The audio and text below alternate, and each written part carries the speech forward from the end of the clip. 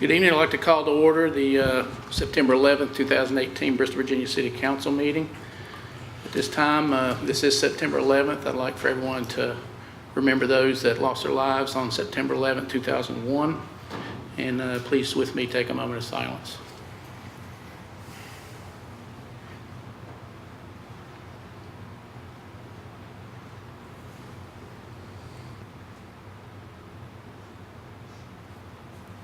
Please stand for the Pledge of Allegiance.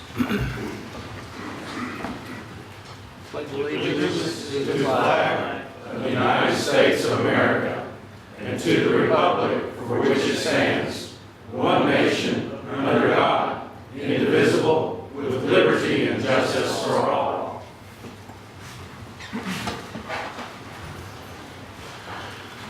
All right, looks like we got a good crowd tonight. That's encouraging. We probably have some public comment, I'm assuming, from a lot of folks on a couple issues. Make sure that you've signed the register in the back if you want to speak during public comment. Just remind everyone while we're in comment section, let's keep it professional. No signage, no up and walking around. This is a professional chamber. We need to keep order in the chamber, so we do want to take time to hear everyone. So let's keep that in mind. Again, like I said, this is September 11th. I'm sure everyone in this room remembers where they were on September 11th. It was a very disastrous day. I remember exactly where I was standing when I saw the planes hit the tower. I was wondering if I was going to get a phone call in 2 minutes, which didn't happen, but it was an eerie feeling watching what happened that day. So let's remember that, because it can happen again. We're all just creatures of one day at a time. There's also a pretty violent storm. It looks like it's approaching the East Coast. We think like we're inland and it's not going to affect us, but I think Hugo taught us a lesson. So that storm's got the potential of coming inland with lots of wind and flooding. So make sure you take advantage of the time you got left and be safe, and make sure your family's safe. Any council comments? I'd just add to your comments, not only remembering those who sacrificed and lost their lives on 9/11, but talking about the storms, also keep, I appreciate the work that our police, fire, EMS, our military service, especially the first responders with this storm coming. They're going to have their hands full, probably not just here, but throughout the Carolinas and the Commonwealth. So keep them in your thoughts and prayers in the days to come. All right, City Manager. Everyone, I'll just echo the comments from council in regards to September 11th of 2001. 2,974 Americans lost their lives that day, and as the mayor mentioned, I know exactly where I was at on that morning at approximately 9 o'clock. I was on Paper Mill Road in Knoxville, Tennessee, near a BP station, and that's a day that many lives were affected, and due to that incident, I lost several friends because of the wars thereafter. So I always remember those folks and everyone that has suffered because of that. On to some other business. Last week, or 2 weeks ago, I had mentioned that there were big things happening in Bristol. And I couldn't really allude to any of those things at this time, but our local media picked up on one of those items, which is the casino that was mentioned. That's a project that I've been working on for several months with the owners of the Bristol Mall, and it appears things are moving forward. I know people have passionate ideas on both sides of that issue, and we will do everything as a city to address those issues if this project does move forward. Today, I also took a tour of the Bristol compressors plant, and as you walk around and you see the people left that are working and you look into their eyes, it's very difficult to know that their jobs are going to come to a conclusion in a very near future. There are entities that have helped those employees over the past couple of months to find new jobs, and they're continuing to do so. I would encourage each of you all, if you know of positions that are open, to reach out to people at Bristol Compressors and let them know that there are opportunities available, and let's support them when we have that opportunity.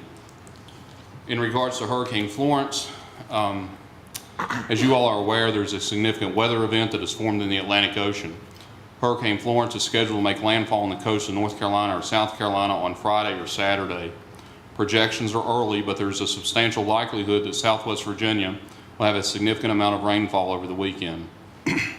In preparation for this event, the management team of the city has been meeting all week and will continue to meet on a daily basis throughout the weekend to deal with any issues that may arise from Hurricane Florence.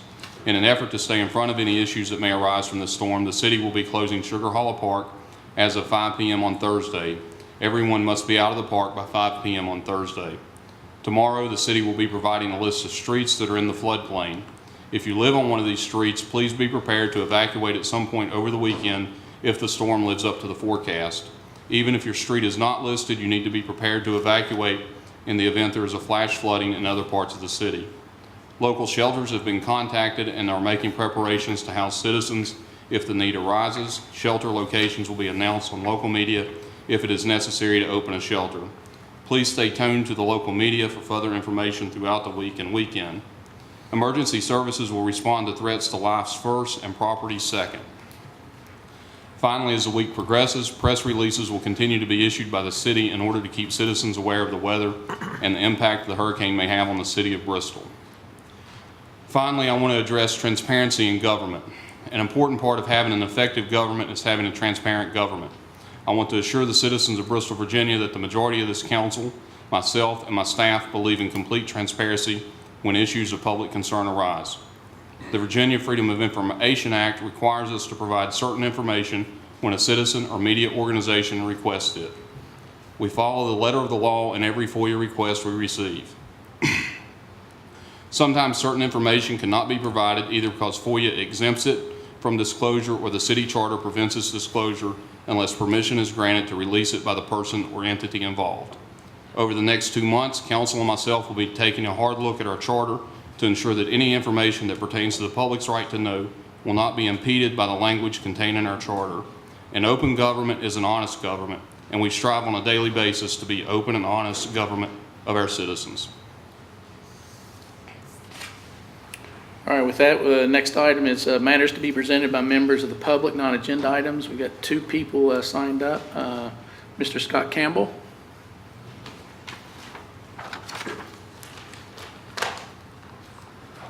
Mr. Mayor, Mr. City Attorney, rest of council. The only non-agenda item I have to address, I've spoken to you about in person right before this meeting started. I'd prefer to just keep that conversation between you and I, if that's okay for now, and we'll address the rest of this list as they come down. Is that all right with you? Thank you. All right, next person, Mr. Victor Smith.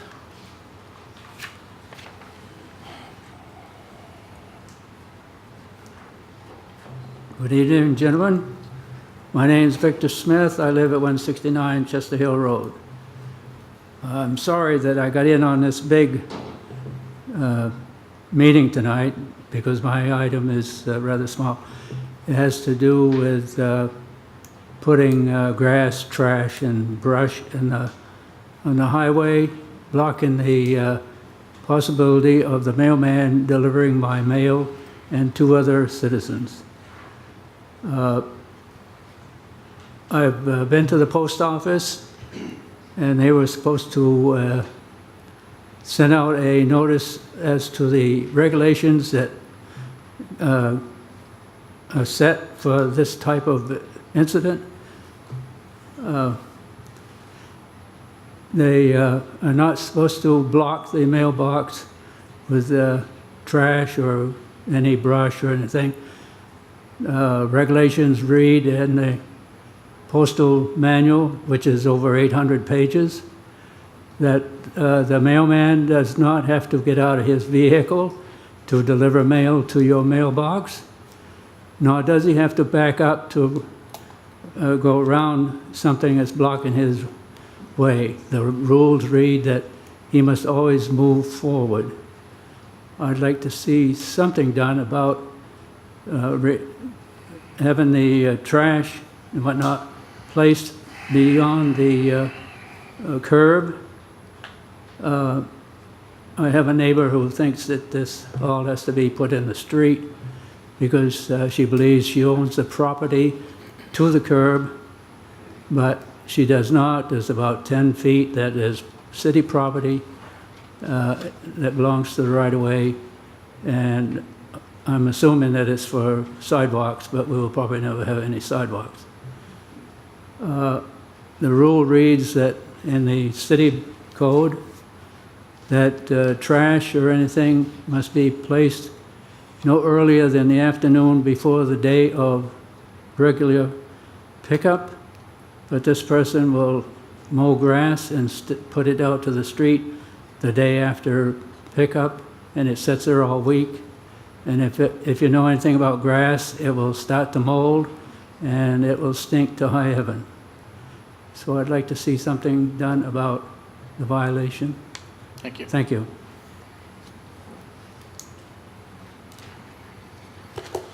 All right, now on to the regular agenda items. Do you want us to talk about item 4 now, or just wait till we get to item 4? Okay. All right, item 1, consider resolution of support for the Bristol Mall project. Staff report. Council, as you all are aware, and as most of the folks in the room I think are aware, the owners of the Bristol Mall have proposed changing the state law in Virginia to allow casino gambling. They believe that the Bristol Mall is an appropriate location based on its proximity to the interstate, but first and foremost based upon the economic condition the city faces at this time. And not just the city of Bristol, but the entire Southwest Virginia region. Over time, Southwest Virginia's economy has changed to the detriment, and the owners of the Bristol Mall desire to help improve the economy in Southwest Virginia. The potential for a casino would employ thousands of individuals with an average salary of $46,000 a year. And that is a significant salary for individuals within Southwest Virginia and Northeast Tennessee. This would be an economic game changer for the city and for our region.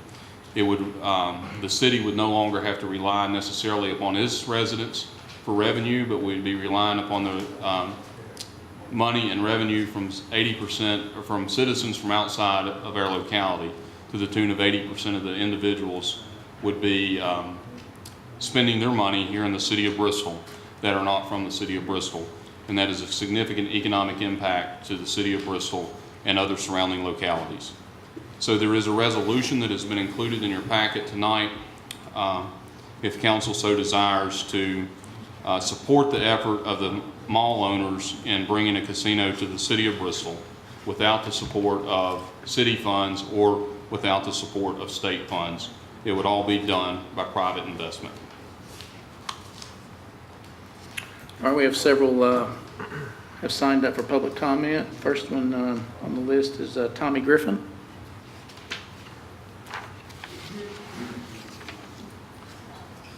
Mr. Mayor, members of the council, I am a pastor in Bristol, Virginia, but I'm not going to come from that standpoint. I'm going to come from an economic standpoint.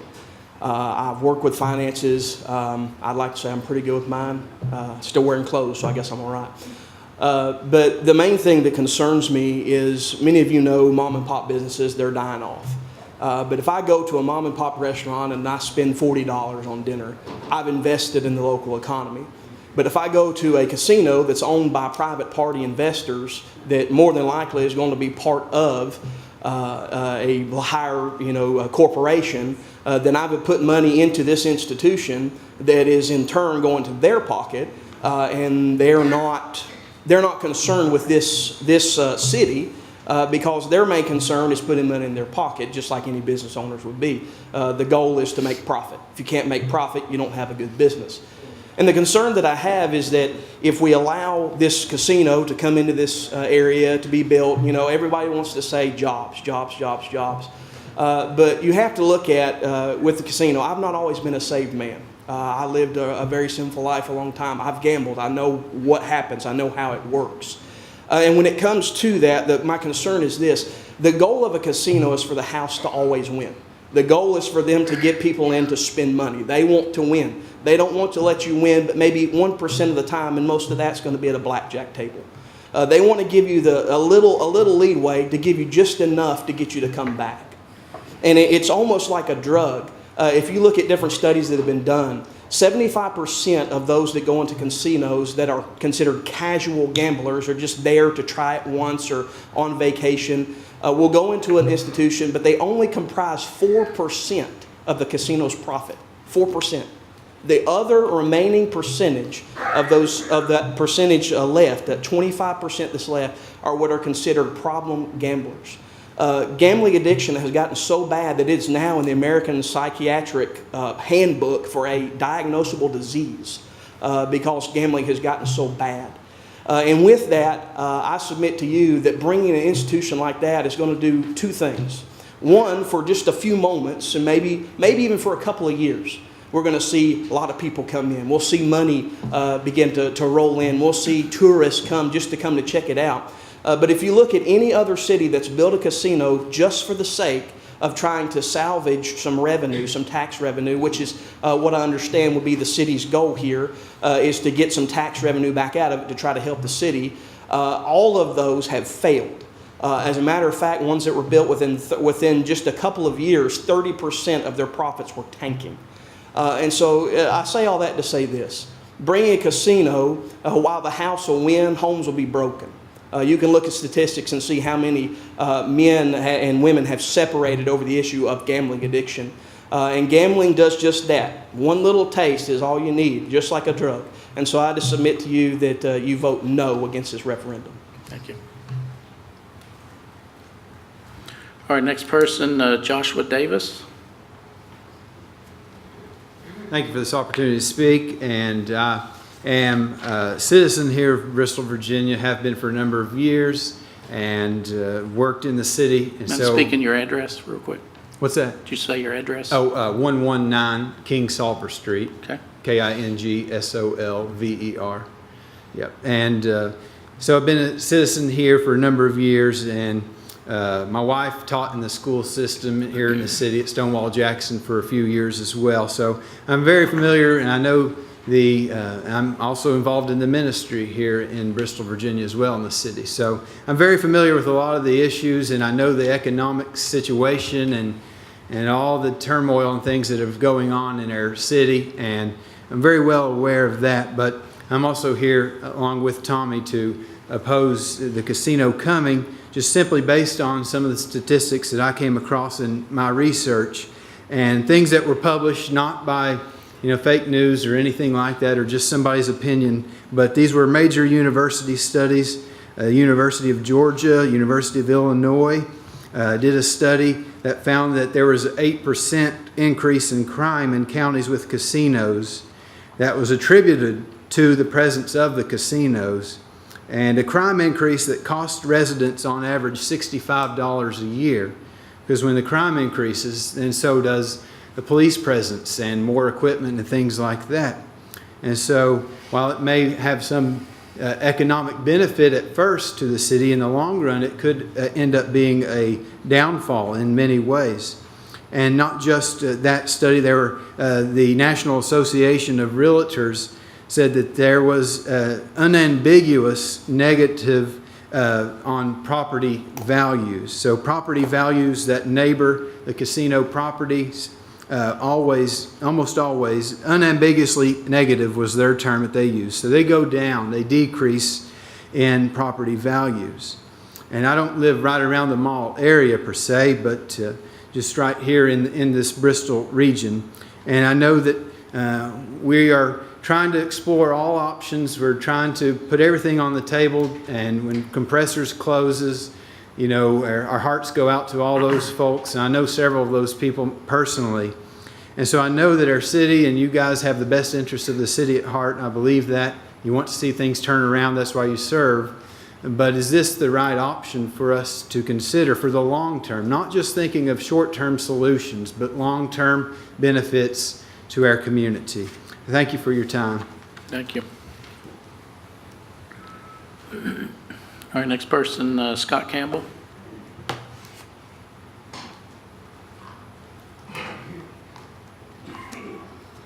Scott Campbell, local property owner, non-resident. Funny thing about me signing up for this item on the agenda is I only just heard about it last week.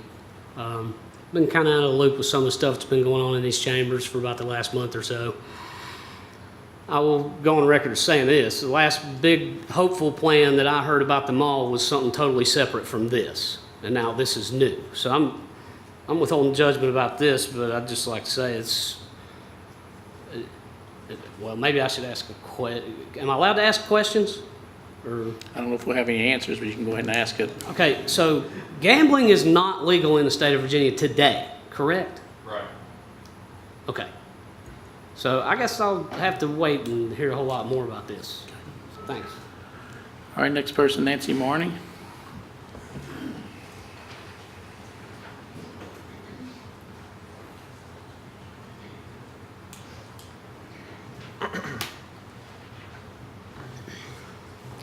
Mr. Mayor, members of council, my name is Nancy Marnie. I'm a resident of the city of Bristol, Virginia. I'm a property owner. The arguments, or perhaps I should say the statements of the city manager, are almost exactly the same statements that were given before the Falls project was built. We know the results of that. I think I have always been in favor of redeveloping the property of the mall.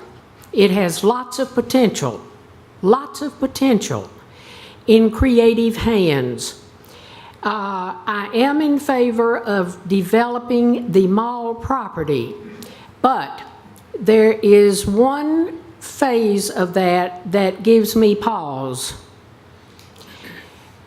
In weighing the positive and the negative aspects of a casino, the gentlemen who have preceded me here this evening have given some of the strong arguments against a casino. Experience through the years has already proven that crime and the events caused by crime or that cause crime always go up. It follows casinos. We also know that drug use, which is we're just overburdened right now. Drug use will go up, or people trying to pay for drug use. Prostitution will increase. This tends to be some of the negative reality to casinos.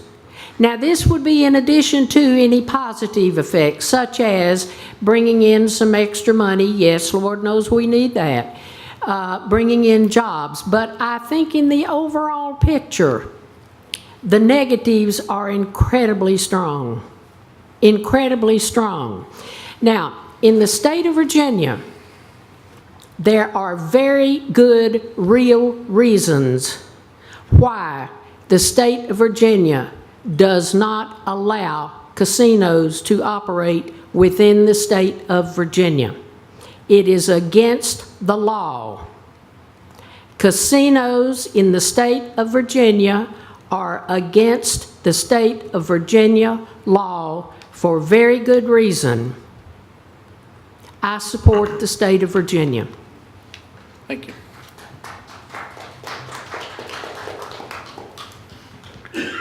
All right, next person, Dewey Williams.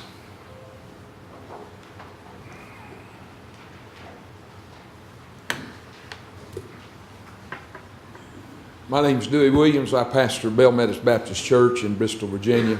I live in the address of Virginia on the other side of the interstate. My heart's broken over this. I think one thing we forget about is when people are homeless and when they have drug problems and when they commit suicide and they do all these things that come from this kind of thing. It's not you all that they call, it's us pastors. We have to deal with it. And as the lady said, we're overwhelmed today. The drug problem, and this, what will come with the casino, there's nothing good that will come with it. We need jobs, but we need honorable jobs. We need jobs that somebody can build something and make something. And the men that are willing to put this money in this, if they would bring something honorable in here for our city, I would commend them. I write a letter in the paper and personally thank them. But I have to be against this because of what it'll do to families, what it'll do. There's going to be poor people lose what little bit they have. So somebody, I mean, how many millions do people need to make? You know, they'll lose their cars, they'll lose their homes, then the divorce comes along, there'll be suicide out of this, there'll be children in broken homes, even more than we have. Our city's a mess, and we've got homeless people now, and they don't come to you all, they come to our church, they come wanting help and assistance, and this is not the way to go. There'll be organized crime will get involved, it always does. There'll be trafficking of prostitutes, and everything about this is something that just burdens. I'm against that will harm people and hurt families. And you know, I want to say this: if we do this, if you put this through and this thing goes through, then I'm going to suggest that we take down the sign of our city that I'm proud of. That we take that sign down that says Bristol, a good place to live in, because it won't be. It will not be a good place to live. We'll have to have more police. We'll have to have more social workers, more counselors. We'll have to have a lot of things. It's going to cost a lot of money. And there's, you know, no lasting benefit in this. And it's, the devil's just thrilled when, you know, I mean, why don't we have the people, the city, vote on this thing? They should have done that for the falls. And I mean, we're in a mess in our city, and you know, to do something else, to go another step with something that is not right, to try to get out of one problem, I don't believe is the answer. And so I would strongly suggest, as a pastor, a person who I love my people, I love this city, I care about people, that we say no to this and pray that God will give us something honorable to do in this city and not be a city. I mean, I don't want Bristol to be Las Vegas. I don't want it to be down in Cherokee or whatever, and our time's gone. But I know of a man right now that going to Cherokee, he lost his business, he lost his home, he lost his family. He's not alive now, he's dead now. He lost everything through that, and it's tragic. And it was people in my church, and I have to then deal with and try to help them. But I won't say no to it, okay? Thank you. All right, Michael Pollard. Thank you, gentlemen of the council. My name is Michael Pollard. I live at 101 Ashley Drive. As you know, I like to look at the facts and the details. And there are some facts that I've come across, aside from some that have been alluded to this evening, that make me, as I'd put it, concerned and cautious. Based on the websites of areavibes.com and city-data.com, both of which are used to try to attract visitors to areas. They show that it seems that Gatlinburg is in the top 2.6% of the entire country for crime. Violent crime is 212% higher than the national average, and a person in Gatlinburg is 3 times as likely to be raped there compared to the entire rest of the country. I couldn't find before and after statistics, so it's unclear whether these crime rates are related to the Harris Casino or if it may be related to a general tourist nature of the business they have there. So it seems that additional research is warranted. I applaud the new owner for looking at all options, both in and out of the box. He has also demonstrated a willingness to invest in Bristol. I very much like some of his ideas, but this particular idea brings some real concern. Thank you. Thank you. And last person, Michael Looper.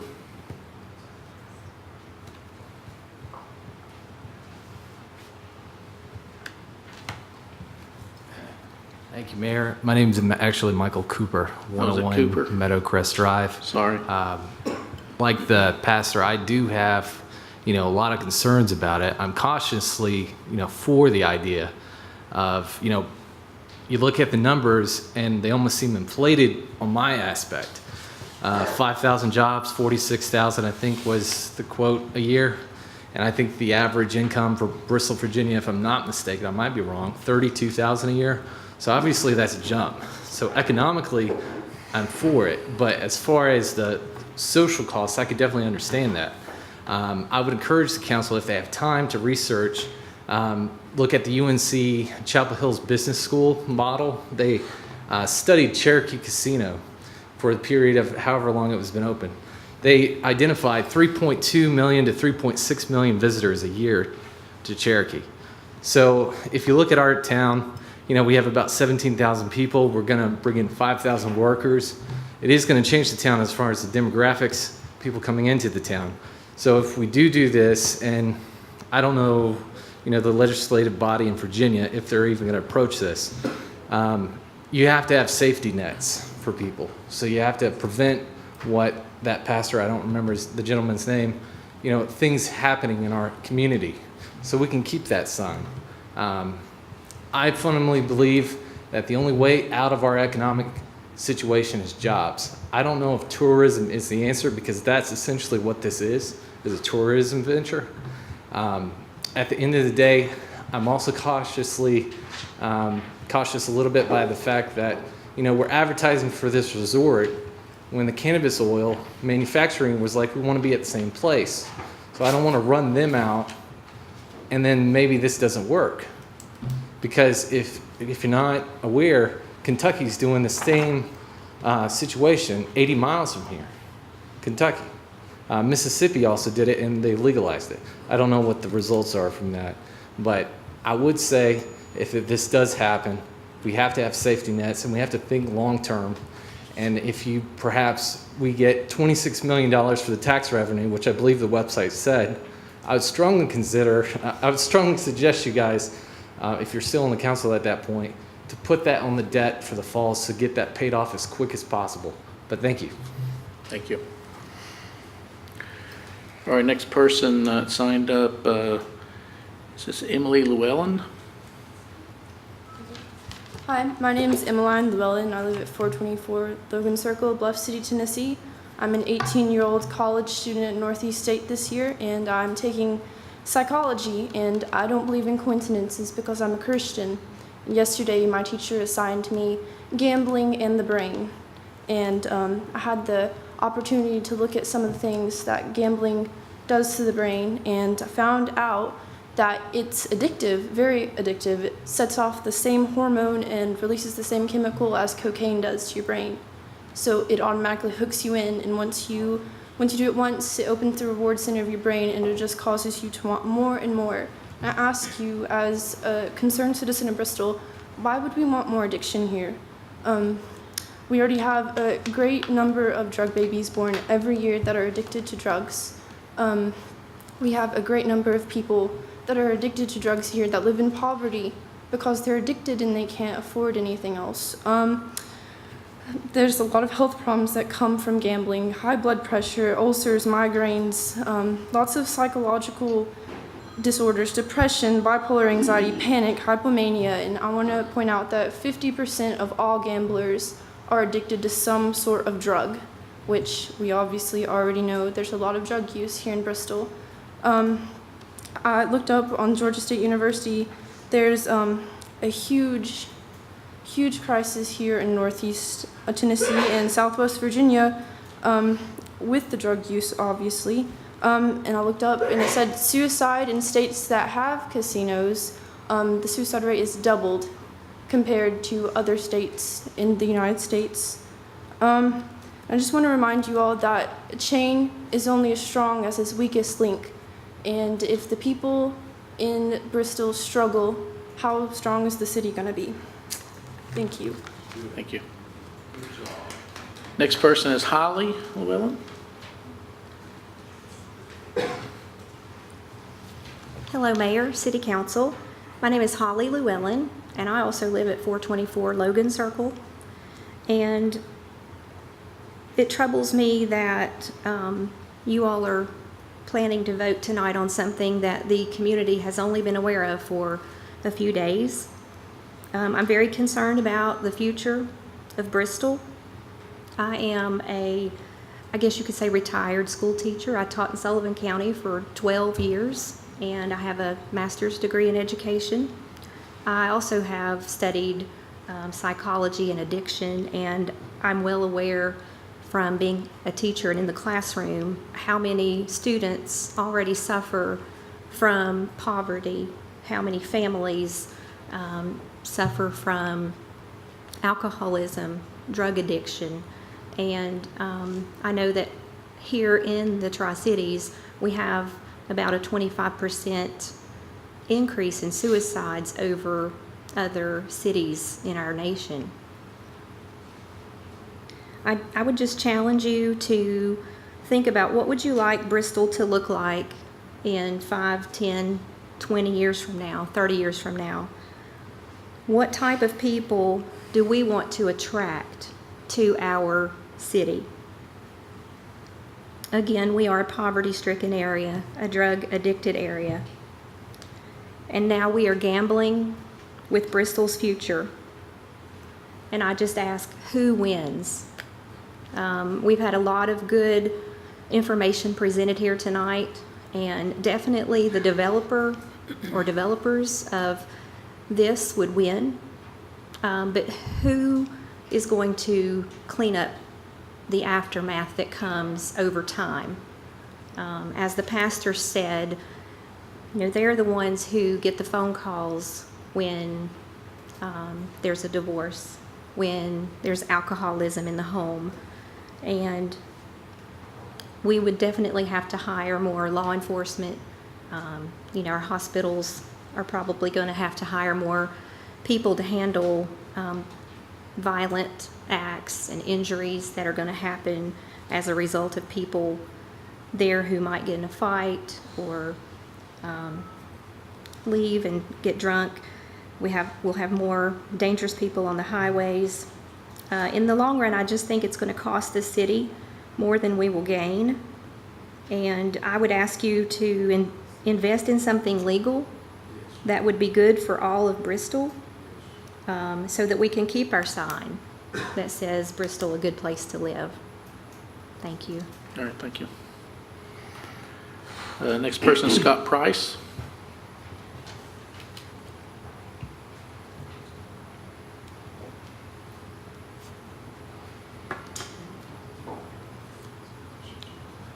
Mayors, City Council. I'm Scott Price. I live on the Tennessee side. I'm assuming it's okay for me to speak. Sure. And I pastor on the Virginia side, Fellowship Chapel. And let me say at the outset, we are for you guys and gals. We're for our Twin Cities. I love this place. And every Sunday morning, I pray for you. And I pray for the Tennessee side, that God will give you wisdom and knowledge and discernment as you lead our Twin Cities.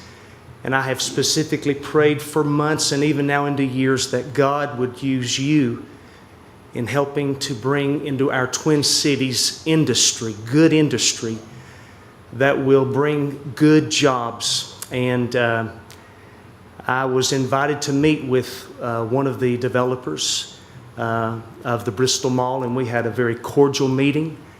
And I was not aware until I got there that the plan was to use part of the facility there as a casino. But I shared with him what I would share with you. While we are for jobs and better paying jobs, I in no way could ever support the bringing in of a casino for a number of reasons. The ABCs. Addiction. These slot machines, these high-tech video slot machines are actually being called by counselors crack cocaine. They allow you to win just enough, never more than you've paid in, but to win just enough that you are caught and become addicted, and it brings you back. And there are people all over America tonight who are in the bondage of a gambling addiction. And it is real. It is real. And that very thing will happen out here. You may or may not know the statistic, but it's 52 times, which simply means if you live within 50 miles of a casino, you're twice as likely to become a problem or pathological gambler if you didn't live within that radius. The addiction is huge. The B is bankruptcy. SMR Research Corporation says that gambling, and listen to this, is the single fastest growing driver of bankruptcy in America. And it only makes sense. You get addicted and you've got to have it. And so you're going to go to any expense using what I have understood to be some using 5% of their gross monthly income to feed that gambling addiction. Well, in time, you're going to run out of money. And there will be no money for your children's school supplies, no money for your girls' college education. C, crime, we've heard about that tonight. Did you know one of the main crimes from casinos in a local area is sex trafficking of minors? Yes, sir. Do we want that? Right. Do we want that here? And let me say, and lastly, suicide. 1 out of 5 pathological gamblers has attempted suicide. 1 out of 10 spouses of pathological gamblers has committed suicide. In Gulfport, Mississippi, the first 2 years when casinos arrived, their suicide rate went up 212%. Next door, Biloxi, in the first year, their suicide rate went up 1,000%. We can do better than that. Yes. And we love this place, and we're for you guys. We hope you're for us. And I trust that you will be wise and discerning in your decision on this matter. Thank you. Thank you. All right, next person is Judy Hall.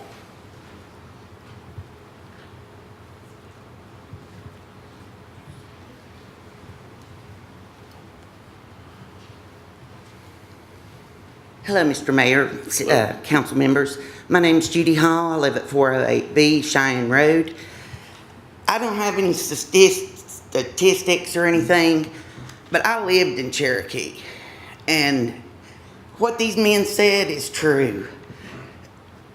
Crime is horrible.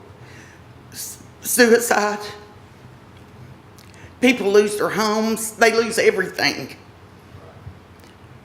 We don't want this here. We need jobs. We need, good jobs. But we don't need this. We'd be better off getting that CBD oil. At least it does have a purpose. But you bring a casino in here, and this town will go to hell in a handbasket. Thank you. Thank you. All right, next person, Barbara, I think is it Smiley? Smith? Okay.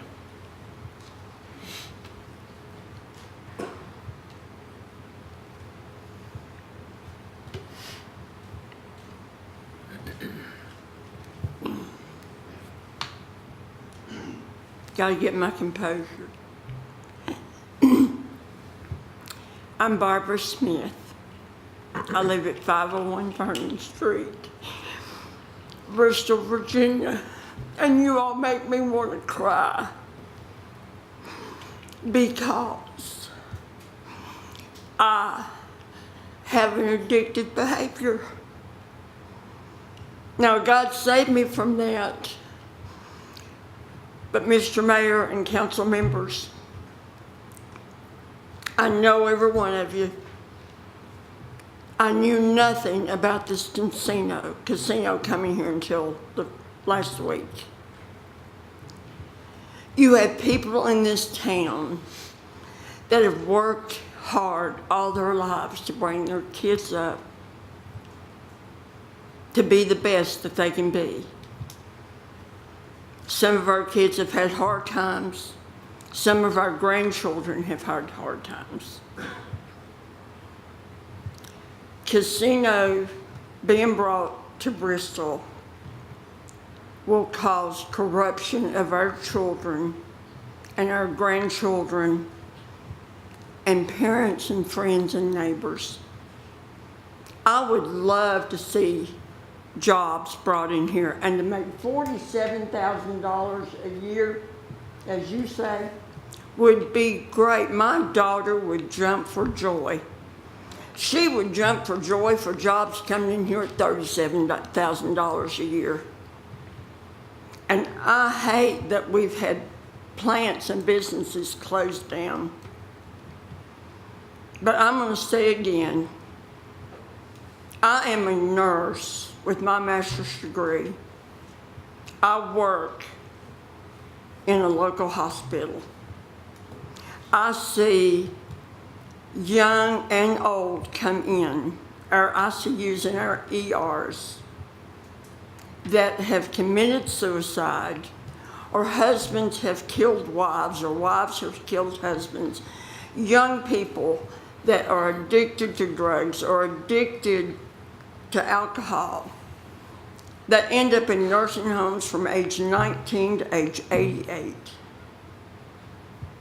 A lot of our community have an addictive behavior. We are addicted to TV programs. We are addicted to making a fast buck. We are addicted to drugs and alcohol and anything that's going to make us happy, and think that that's going to make us prosper and make us successful. I am against a casino coming into the Bristol Mall. If we wanted to do something for Bristol, we wanted to bring somebody in here that would take care of the mall, why can't we have a police academy in our area that's close by? Why can't we have good things to come in? We have some of the best officers to me, in the United States, because our policemen, our firemen, and all of our government officials are great here, and you all try to do what's best for us. I want you to continue to do what's best for us. I want you to have a good heart and a good mind, and to get the knowledge and be wise in the decisions that you make, because you're not just making them, all right, we're going to get revenue in here, we're going to get things paid off, we're going to make money, Bristol's going to grow. And at the same time, you're going to bury some of the best people in our city without even knowing you're doing it. Thank you.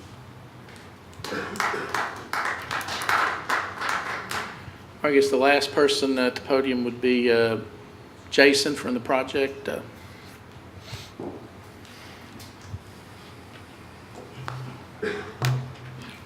Thank you, Mr. Mayor, members of council. My name is Jason Eig, and I'm a proud resident, and I'm happy to say taxpayer in Bristol, Virginia, at 2376 King Mill Pike. I'm also general counsel and vice president at the United Company. So on behalf of Jim McLaughlin, the chairman and CEO of the United Company, and Clyde Stacy, the president of Par Ventures, both of the owners of the Bristol Mall and are pursuing this Bristol Resort and Casino. I wanted to just highlight a couple of the aspects, some of the data points for this project. And I think first and foremost of those data points, of that information, is that both of the owners and developers of the mall project live here locally. And I think that's a significant point to remember. This isn't an out-of-town investor who's looking to flip the mall, to bring in a resort and casino, sell it, and leave. These are two individuals who have been successful businessmen in their right, primarily in the coal industry, but in other businesses. And they view this as a way, frankly, to give back to the community. And you may have heard in their interviews last week with the media that at this point in their lives, sure, this is a business venture like any other, and they're successful businessmen. But first and foremost, they want to help this community. They want to bring jobs and economic opportunities to this community. And that's really the impetus behind what they're proposing here. Mr. Stacy will tell you that after he first purchased the mall, he looked at numerous opportunities for that mall and looked for other industries to recruit to the mall, and they just weren't there.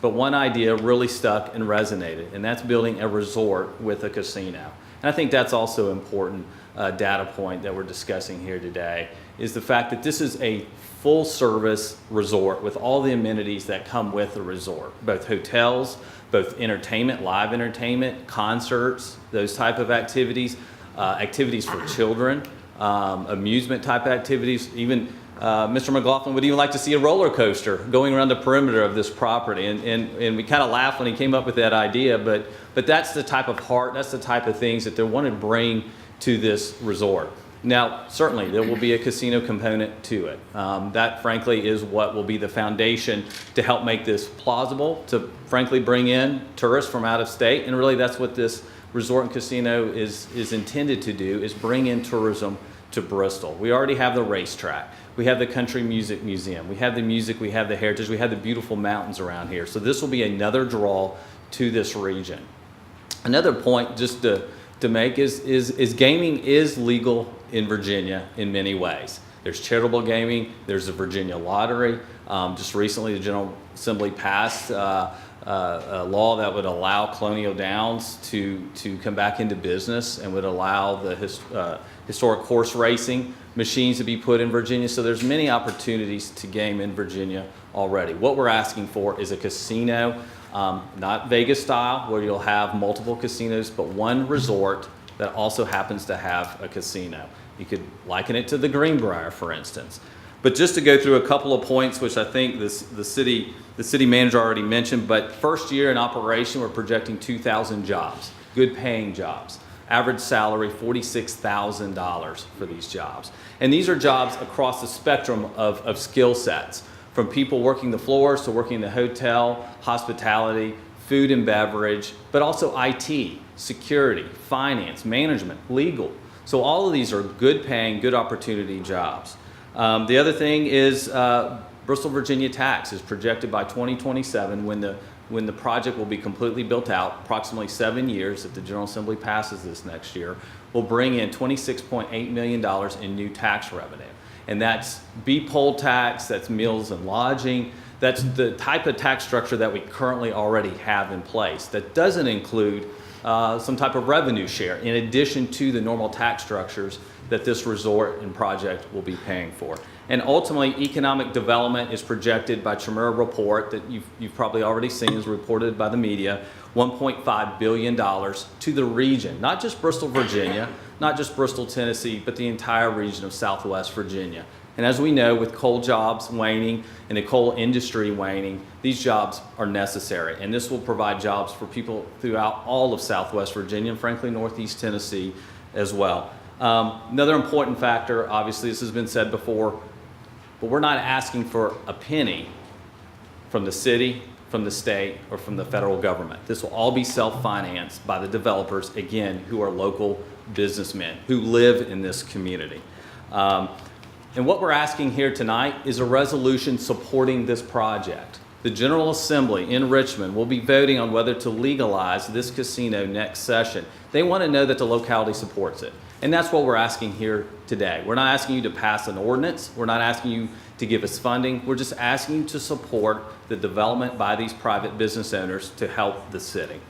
So with that, I would certainly entertain any questions. We'll be around here to answer any questions, but we appreciate your support, Mr. Mayor. All right, thank you. All right, with that, City Manager, want to read the resolution?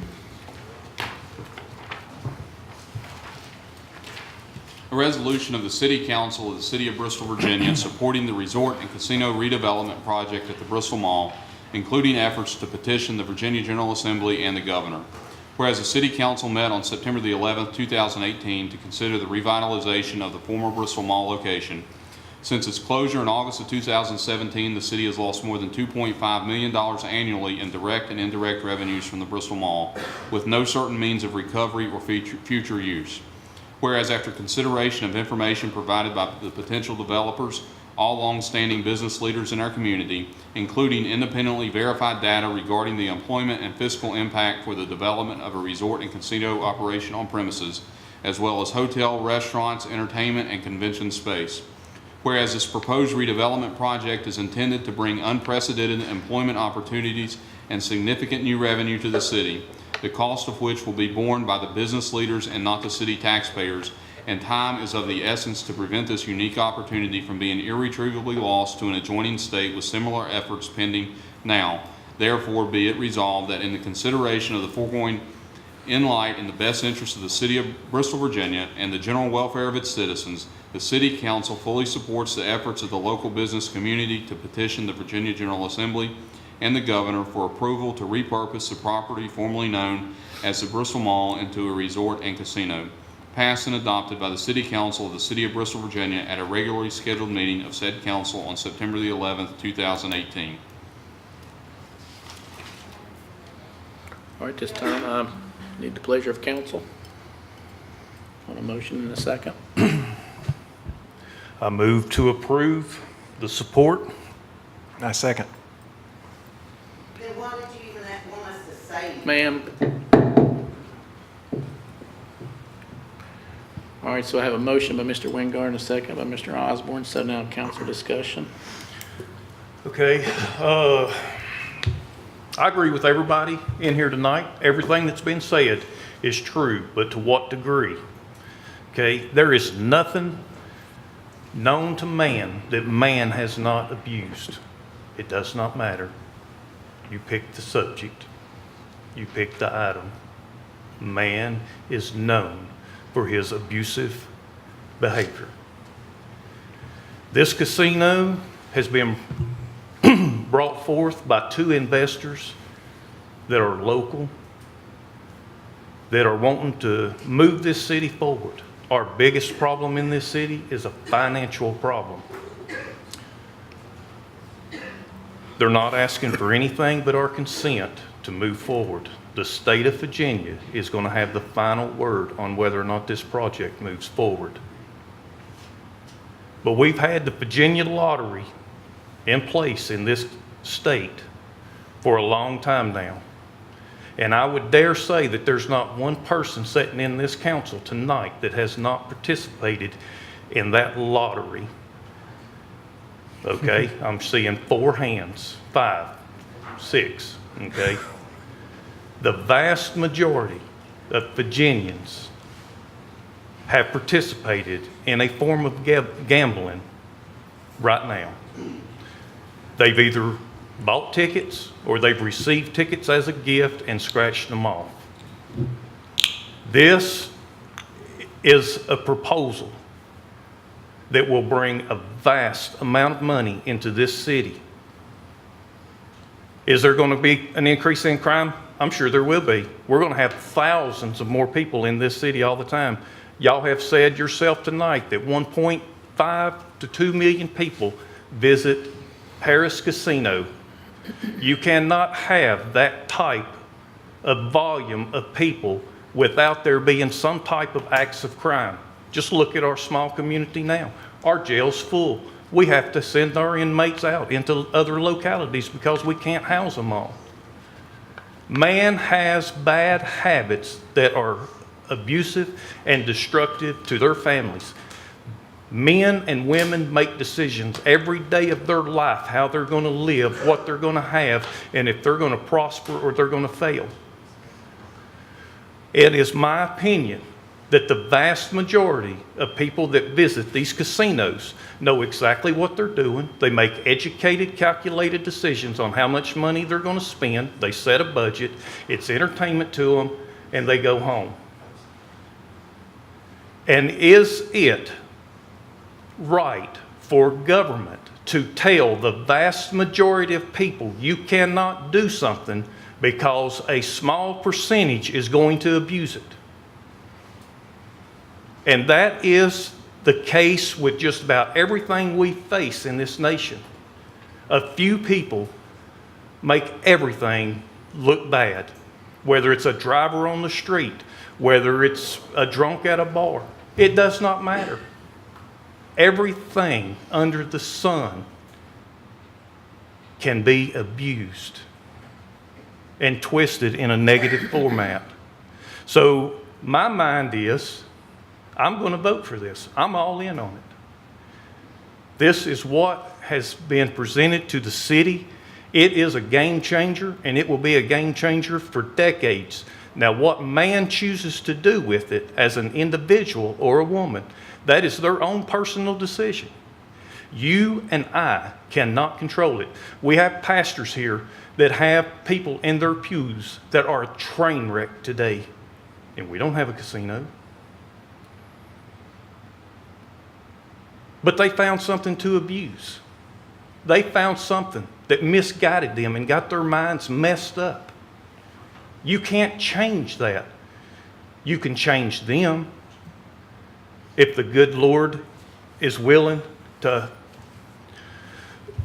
give them enough common sense to get out of their situation, which he desires all to do well and do good and prosper.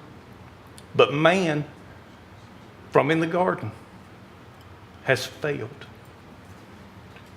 And I will not sit here and vote against the vast majority of people that are going to do the right thing and use this responsibly. And that's my position. All right. I would, much like the Vice Mayor, I understand and can sympathize and in many cases agree with the concerns here. But again, I think, will there be some problems? I think it was the one Mr. Cooper, I believe, said be cautiously optimistic. And, there are going to be problems that would come along with this. We need to understand that and prepare for it as well. People talk about, somebody mentioned about the police and stuff. Well, this gives us the resources to deal with some of these new problems, which we can anticipate, but also some of the problems that currently exist in our community. From an economic standpoint, I appreciate the owners and their level of capital investment. I don't think it was mentioned, but they're talking about $150 million of capital investment into our community. That is a significant amount of investment. Not to mention the level of economic activity that comes from the jobs. 2,000 jobs, 46,000 average wage. Even if they're wrong, that's still, say they're off by 10%, then what, that's 1,800 jobs? I mean, it still has a tremendous impact. And I was looking the other day, when Chattanooga, when they announced Volkswagen was coming, they said they would create, to start out with, 2,000 jobs, paying an average wage of $36,000. And they actually exceeded that since they've been in operation in terms of the number of jobs. So, you can think of how something with that many jobs and that level of employment changed the region. It builds upon some of our strengths. I think that was pointed out, the tourism and what we have to offer. And, there are more to this facility. It's almost a half a million square foot facility. The casino is just a small part of it. There's a lot more in there for other people. I think the resort part gets overlooked. And probably the biggest thing is a lot of people came up here and talked about us voting for this. And as the Vice Mayor pointed out, we're not the ones. I mean, we are voting for a resolution saying, yes, we think this is a good idea. But ultimately, this rests in the General Assembly. The owners know they've got a long road ahead of them to try to change this in legislation. But I think, they've done their homework. They've done some studies. They're moving forward. Who knows how this comes out of the General Assembly? I mean, the actual shape of the bill, that even if it does allow casino gambling, could be totally different. We don't know. So, and again, we'll deal with that if and when it comes. But I think for now, this has a tremendous potential. Yes, it has some downsides, but I see that the potential outweighs the downside.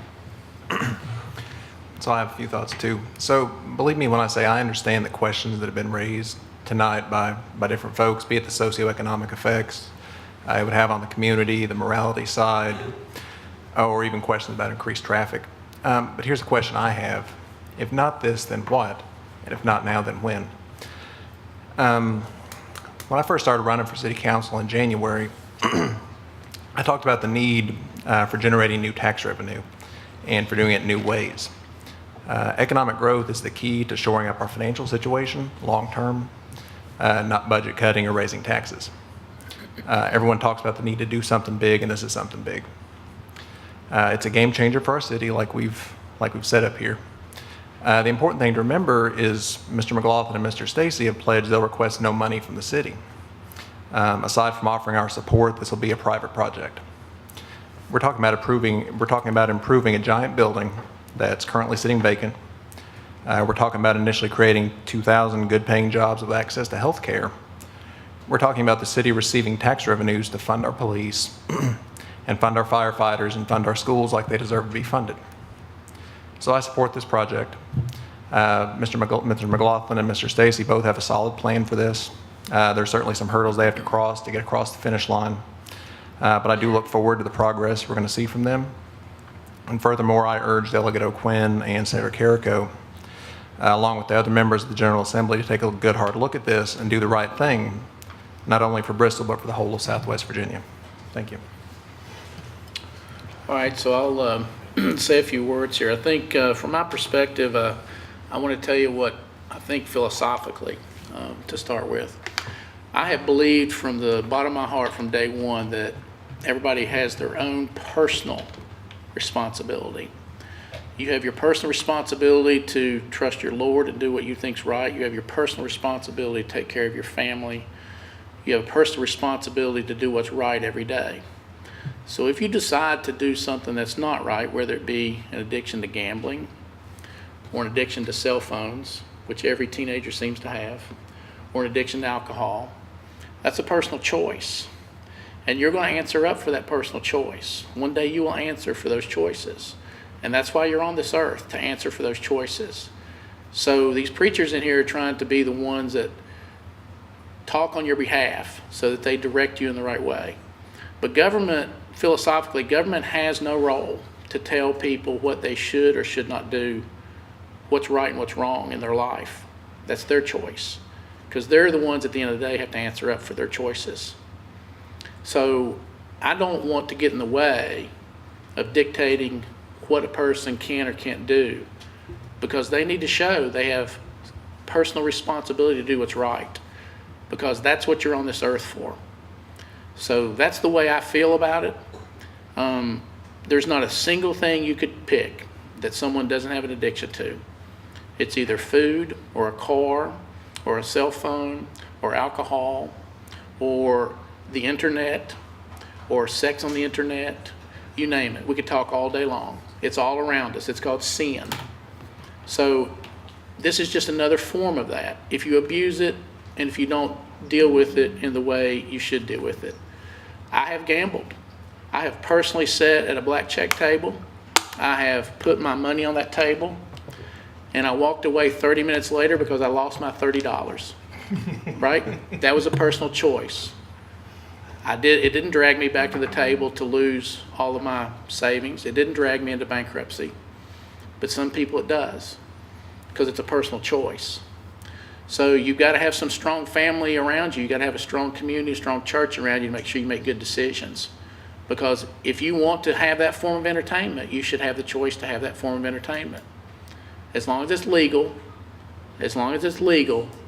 we're not a body that should step in the way of any private enterprise or person that wants to establish something legally. So it is up to the state of Virginia to declare this is legal. And they have already said they agree with gambling. Whether they like it or not, they have approved lotteries. They have approved horse track racing in certain counties. So it's approved all across the country. Supreme Court just ruled on sports gaming.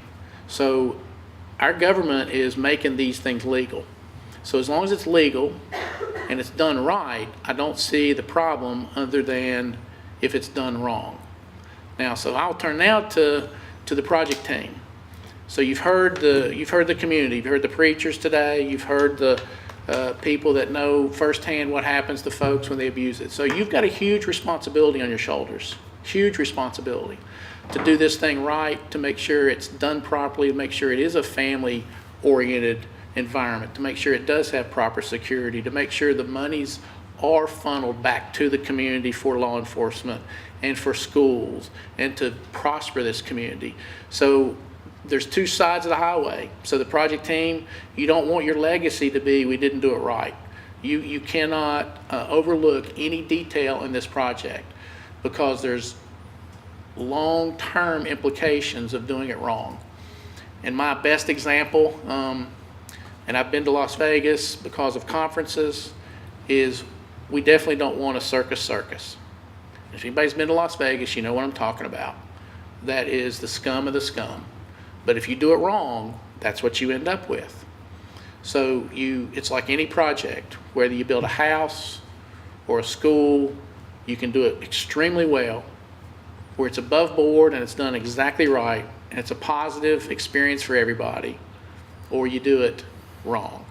So the project team, you've got a responsibility to do it right. And I will say that I wouldn't support this project unless I knew the team behind this project is committed to doing it right. The person putting their personal fortune at stake here, I think just raised $56 million to give to the Children's Hospital from the golf tournament. So who in this community has signed a check for that amount of money to go back to kids in the community? That's who we're talking about that's trying to do this. So that same person whose heart's right is going to do the same thing with this project. They're going to turn it to the good of the community, because I know them, and I know that's what they do, and I know that's the way they think. Their heart's right and their mind's right. They don't want to do it wrong. They won't sleep at night if they do it wrong. That's who they are. So if it wasn't that group of people, I wouldn't be for this, because I wouldn't trust that they would do it right. So I'm going on record to say I'm looking them in the eye and saying, you got to do this right, because we're counting on it.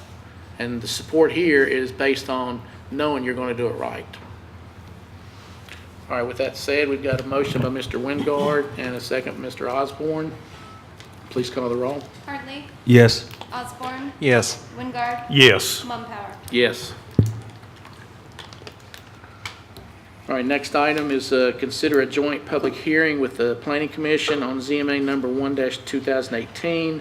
Request to amend the Bristol, Virginia zoning map to rezone a 5.4 acre subdivided portion of map 190A6A from R1 single family residence to B3 intermediate business. I hereby open the meeting.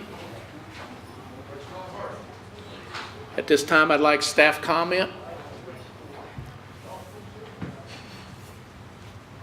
Mr. Mayor and council members, this is an application. I do have some slides to show real quickly, but then turn it to the public hearing. This is an application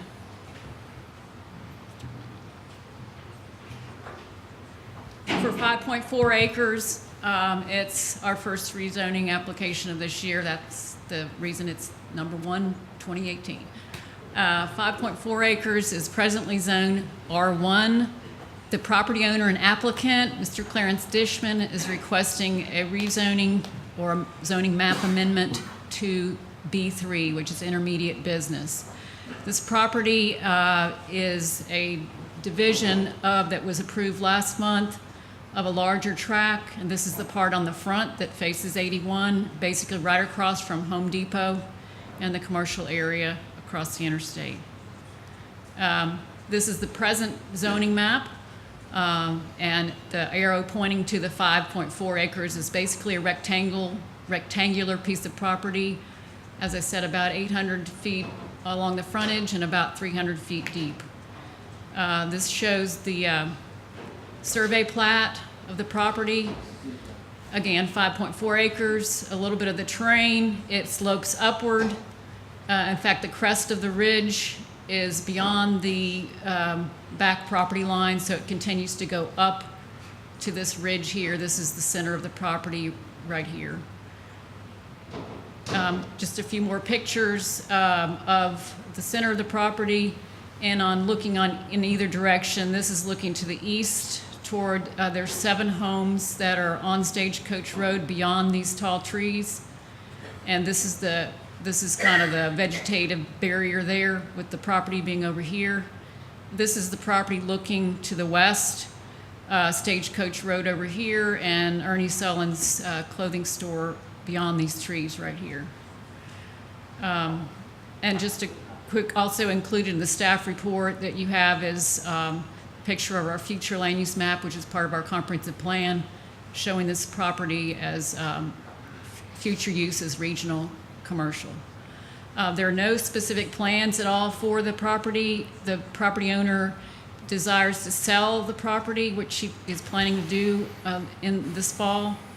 And he, after going through the subdivision process, decided that it would be better to go ahead and ask for the rezoning of that 5 acres prior to the sale. So all the state requirements have been met on advertising this public hearing. Twice, 2 notices in the paper and certified mail notices to all adjoining property owners. And in this case, also, we're required to send a letter to Washington County, the county administrator, because it's within a half mile of the city boundary with Washington County. The Planning Commission heard this request, at least initially heard it, and then sent it to you all for this public hearing, and they're here, or at least 4 of them. We have a quorum of planning commissioners here for this public hearing. No action is proposed tonight, but they will have their meeting next Monday to consider their recommendation. Okay, so before we go to public comment, I want to see if the Planning Commission, as part of staff comment, has anything they want to say about this. Anybody at all? Okay. All right, we have a couple people signed up for public comment. Scott Campbell.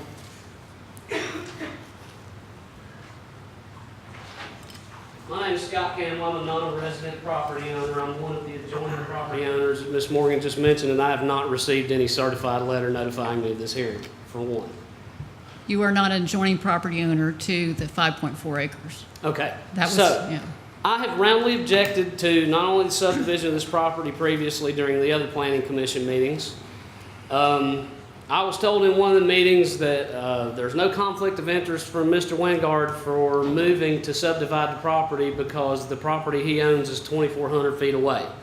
However, the night that he proposed and moved to subdivide this property, there was a map actually shown on these big screens of Shadow Valley neighborhood, and at one point during that meeting, he pointed at that map and said, "I own that house on the left right there." And then when Mr. Eads presented his findings from the investigation, he indicated that Mr. Wingard's house was 2,400 feet away, correct? Can't remember, it sounds. You had a about PowerPoint presentation or Right. something. I've not seen a copy of it. I did request it that night. All right, so do you own the house on the left that you pointed at, or do you own the house 2,400 feet away? What this all comes down to is you argued for the Planning Commission and in front of this body, much like you did tonight. All we're asking for is a resolution. At that time, what I recall you saying verbatim was, all this owner's asking for is a line. Nobody's talking about rezoning. Nobody's saying anything about rezoning. The owner just wants a line so he can do what he wants with his property. Now, I would remind the council that that plat map for that line was submitted to both the Planning Commission, and it was shown to this body in a much resolution reduced format. But the issue I have is the same one I've maintained from the beginning.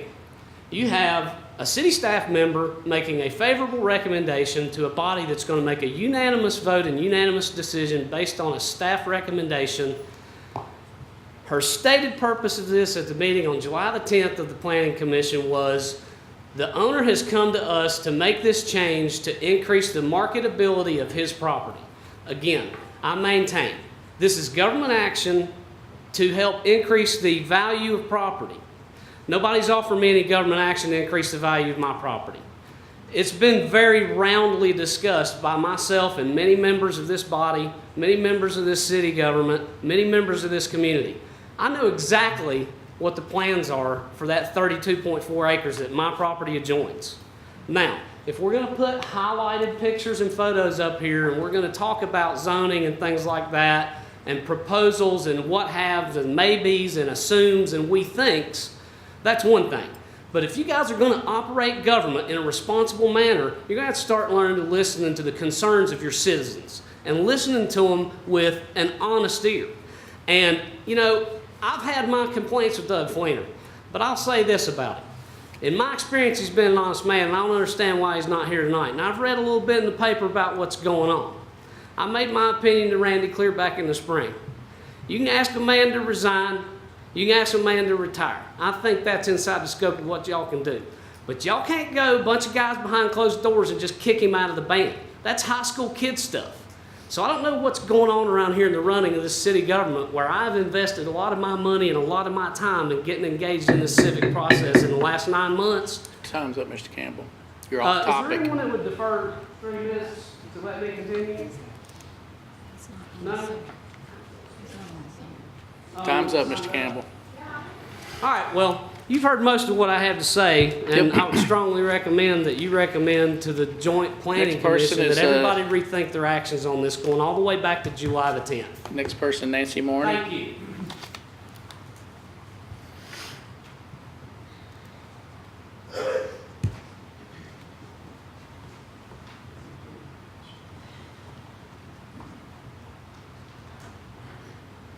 Mr. Mayor, members of council, Mr. Mayor, You're on. Mr. Mayor, members of council, my name is Nancy Marney. I'm a resident of the city of Bristol, Virginia. I'm a property owner. I will have to preface my remarks by saying I don't think I've ever been more jarred by a decision than the one I just saw these 4 people make. I'm absolutely stunned at the elementary, narrow, naive level of thinking you all do. I'm stunned. All right, I'll move along. One statement I would make, I think that we should remember that the city of Bristol, Virginia spends an enormous amount of money on people who do not do the right thing. They don't behave. Think back to what you just did, folks. Think of the jail. Oh, God. Well, anyway, as far as this issue here on the Planning Commission, the city manager gave a fairly reasonable and fairly comprehensive overview of this property, which I think had some gaps in it. I think there's some definite openings for challenge in what was said 2 weeks ago, I think it was. I go back to what I said originally. The only sure thing we know here, except for the provable boundary lines, some of which are questionable, but I think we go right back to the thing I was worried about in the beginning, ownership. Now, the only thing we got from that thing, and I don't think there was any research done, that buyer beware. Well, all right, buyer beware. Now, when the city rezones this property, which you most certainly will do in your ultimate wisdom, when the city rezones this property, you are now legally responsible and involved. Now, if I come in here and say, hey, buddy, I'm a descendant and I own part of that property and I don't want it rezoned. Well, you did it. You didn't do your homework. My time's up. Thank you.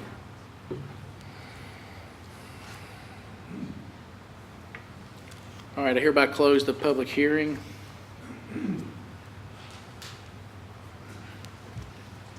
We're ready. So I just closed the public hearing, Randy. For the record, I didn't hear it, and maybe someone else did, but I didn't hear that the Planning Commission opened the meeting as well. Did you, Mr. Pollard? I was starting to, and basically started talking over you. Okay. We'll probably need to re-advertise this for the next meeting because it was never, the Planning Commission never went in, never opened their meeting that I'm aware of. Can they do it now? I recognize they had a quorum here. Yes, There was a recognition of the quorum?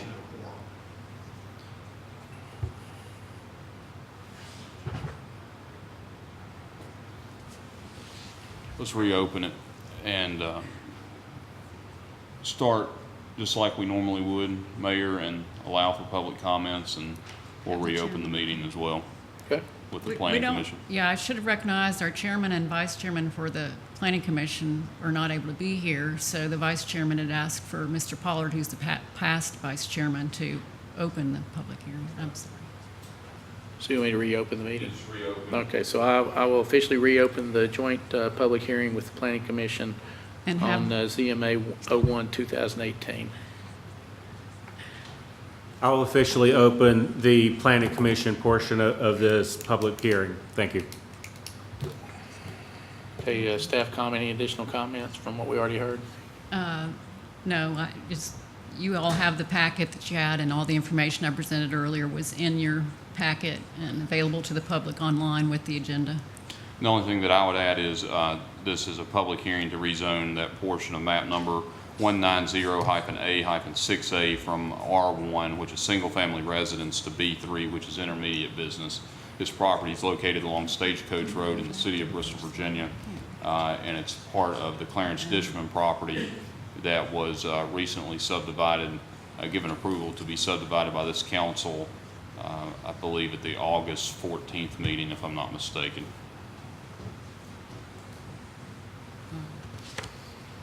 Okay, so do we have to reopen the public comment, or? If there's any other public comment, I would, yes, sir. So we'll reopen public comment, so we'll start with Mr. Campbell again.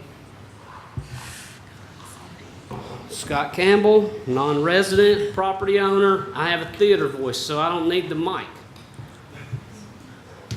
So am I to start over from scratch here? You've got the 2 minutes. It's your 2 minutes.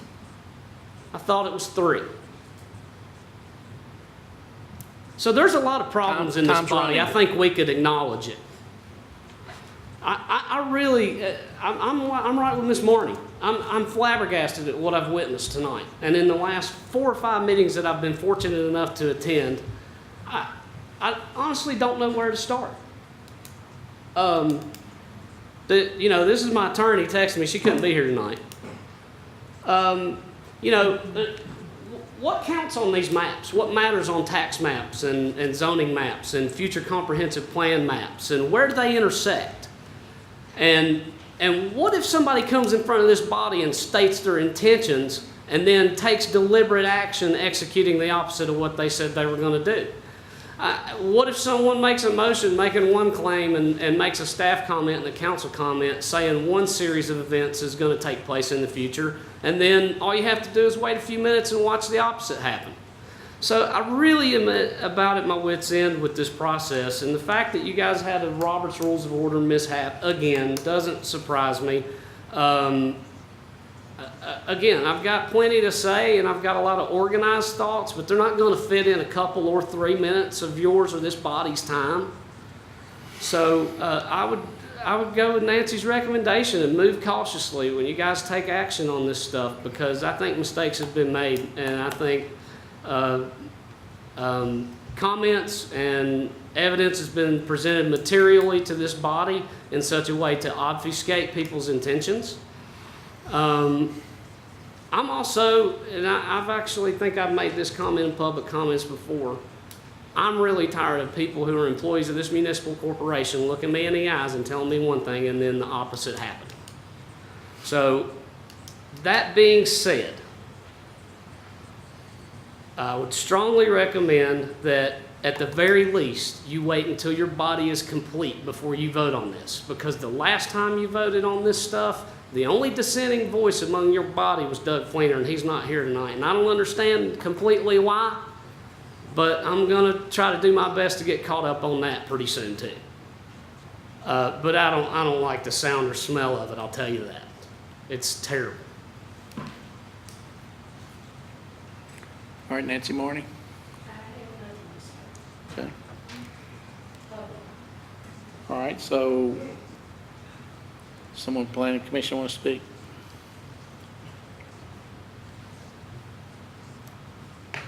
So we volunteer our time. We're an unpaid body. And we do the very best of our ability to apply the knowledge at hand with the rules and laws of the state of Virginia and the city of Bristol, Virginia, to further advance our city in the best possible way, for the betterment of all. So, I want to do a really quick recap of this situation. There's been a lot of things thrown around and a lot of accusations made, but at the end of the day, this scenario I'm going to give you is the total thing. Don't you think that's appropriate just to do a quick run through? Yep. This is a joint meeting, and anybody on the planning commission has the right to talk just like council, All right. so. Initially, we were asked to subdivide a large parcel of property in the city limits of Bristol, Virginia. That would be this parcel right here. Okay? I've been all over this property. My grandfather lived right here. I've run every inch of it. There's a ridge line right here that's unpassable.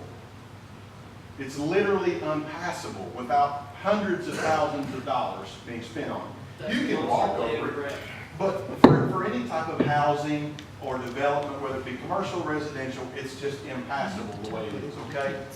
So there's no way physically or fiscally responsibly to do residential or commercial or anything and use this property as a whole. They have to be separated. And that's what he asked us to do. He followed the guidelines that we asked him to follow as a city for the subdivision ordinance. We saw within reason, and we divided that property at the top of that ridge. There was some question about egress and ingress to the rear portion of the property. That's a private matter. That has nothing to do with the city, the council, or the planning commission. The purchase of private real estate is just that. It's private. The gentleman that owns this property purchased a piece of property. There was talk of a right-of-way or an easement. That was said several times. There is no right-of-way or easement. He owns the property.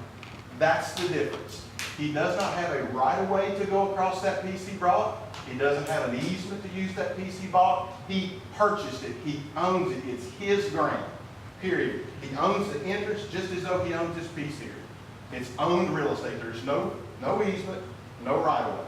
So the talk of that is totally to the side. That doesn't exist in this scenario. So now, at task at hand, we were asked to subdivide the property. All the rules were met. It was a good decision to be made. It did not change what he can do. There was talk about maybe he'll do a subdivision. Well, maybe he will. Maybe he won't. I don't know. But he could have done a subdivision already. What we did by dividing that line was actually, if he had planned on doing a subdivision, we made it smaller, less impact on the neighborhood next door. Because we made it a smaller parcel of land. He can do less with it. So if anything, by doing that, we made it a less impact on the current neighborhood, because it would be less property that he could develop in that residential area. Now, that's the total gist of the planning commission and the council decision to do the subdivision. Now, with that being said, that was one entity, had nothing to do with any kind of rezoning. Now, the rezoning comes as a separate matter that he has applied for. He's gone through the motions. He's done everything correctly. We've done everything that we have to do, that the law says we have to do. Where we came up with this to start with, we have a comprehensive plan that we didn't have anything to do with. Not one person on the planning commission had anything to do with our comprehensive plan. It's derived from research from inside within the city, with outside the city research. You know, it comes from a lot of different places. This parcel is in the city plan to be commercial. We didn't make that decision. It was in our comprehensive plan. So with that being said, the ridge line that separates this property to the interstate side, which would be the commercial portion of it, is of a height that would have minimal impact on anybody on the back side of it. You can't see it. You can't even see the property from the subdivision. You'd have to walk clear to the top of the ridge to look down on it. And that's part of the reason that it's in that comprehensive plan to be commercial. For its visibility, it lays directly in front of and beside commercial existing property. So that's the gist of how we got to where we are. I don't know about personal interest and all these different things. I don't have anything to do with the man that owns this property. And to be honest with you, I personally don't care what he does with it. He's followed the rules. He owns it. He went along with the process, and he's done everything that he's been asked to do, and probably jumped through a few extra hoops as we've pushed this thing along. So at the end of the day, we had this comprehensive plan done for a reason.